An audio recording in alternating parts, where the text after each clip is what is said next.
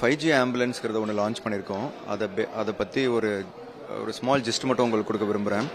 என்னென்னா, நார்மல் ஆம்புலன்ஸ்க்கும் இந்த 5G ஆம்புலன்ஸ்க்கும் என்ன வித்தியாசம்னா, நம்ம லைவாக டெலிகாஸ்ட் பண்ணுற மாதிரி ஒரு கேமரா அங்கே எப்போவுமே ஃபங்க்ஷனிங்காக இருக்கும். அது நம்ம ஹாஸ்பிட்டலில் இருக்கிற மானிட்டரில் டிஸ்பிளே ஆகும். அது இல்லாமல் பேஷண்ட்டுடைய வைட்டல் பேராமீட்டர்ஸ், அதாவது blood pressure, heart rate, oxygen level, அதெல்லாமே அந்த மானிட்டரில் லைவாக தெரிய வரும். இதில் என்ன லைவான்னு ஏன் திருப்பி சொல்கிறோன்னா, அதில் அட்வான்டேஜ் என்னன்னா, சடனாக ஒரு சில பேஷண்ட் இப்போது திடீர்னு பிளட் லாஸ் ஆகிட்டு இருக்குன்னா, அவங்களுக்கு பிளட் லாஸ் ஒரு பர்டிகுலர் பாயிண்ட்டுக்கு மேலே திடீர்னு பிபி ட்ராப் ஆகும். ஸோ அதெல்லாம் நம்ம லைவாக அதை பிக்கப் பண்ணால் தான் நம்ம அதுக்கேற்றாப்புல பேஷண்ட்டை ட்ரீட் பண்ண முடியும். ஸோ சிம்பிளாக சொல்லணும்னா, எமர்ஜென்சியினுடைய ஒரு எக்ஸ்டென்ஷன் தான் இந்த 5G ஆம்புலன்ஸுங்கிறது. அதில் பார்த்திங்கன்னா, நான் சொன்ன மாதிரி அந்த கேமராஸ் இருக்கும், லைவ் மானிட்டரிங் இருக்கும். அது இல்லாமல் எப்போவுமே அந்த அட்வான்ஸ்டு கார்டியாக் லைஃப் சப்போர்ட் ஆம்புலன்ஸஸில் இருக்கக்கூடிய அந்த டிஃபிப்ரிலேஷன், அதாவது டிஃபிப்ரிலேஷன் என்னென்னா நம்ம கார்டியாக் அரெஸ்ட்டில் போயிட்டாங்கன்னா பேஷண்ட்டுக்கு அந்த ஷாக் கொடுப்பாங்க இல்லையா, அது அப்புறம் லைவாக மானிட்டர் பண்ணுறது. அது இல்லாமல் வேரியஸ் எமர்ஜென்சி மெடிக்கேஷன்ஸ்லாம் இருக்கும். ஸோ சப்போஸ் கார்டியாக் அரெஸ்ட் ஆனால் அவங்களுக்கு என்னென்ன மருத்துவம் கொடுத்து நம்ம மருந்துகள் கொடுத்து நம்ம எப்படி அவங்கள ரிவைவ் பண்ணுறதுங்கிறதுக்கு.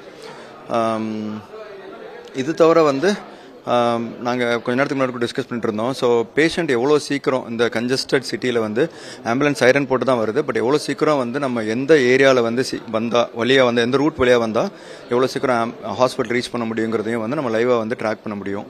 அதுக்கேற்றாப்புல இங்கே கண்ட்ரோல் சென்டர்லேருந்து அவங்க ஆம்புலன்ஸஸ்க்கு தே வில் பி கைடிங் எதன் மூலியமாக, அதாவது எந்த ரூட் மூலியமாக அவங்க சீக்கிரம் சேர முடியுங்கிறது.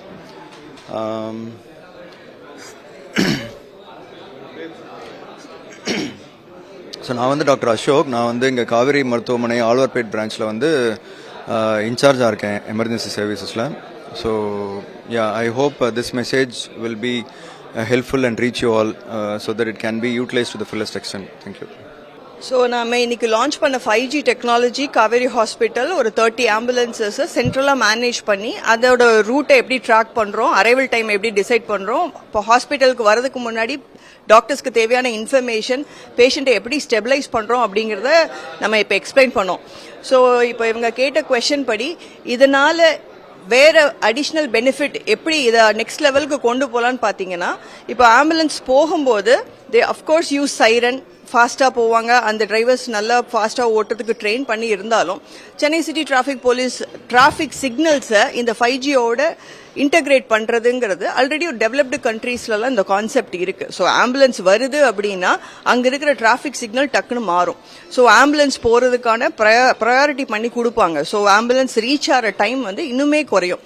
ஸோ இது பிரைவேட் ஆம்புலன்சஸ் மட்டும் இல்லை, இந்த 5G டெக்னாலஜி இன்னும் ப்ராடாக எக்ஸ்பேண்ட் ஆகும்போது கவர்மெண்ட் ஆம்புலன்சஸ் எல்லா ஆம்புலன்ஸையும் நம்ம டிராஃபிக் சிக்னலோட இன்டகிரேட் பண்ணும்போது movement across the city to reach the nearby ஹாஸ்பிட்டல்ங்கிறது ஃபாஸ்ட்டாக இருக்கும். Doctor Preetha Elangovan, HOD, Kaveri hospital emergency department.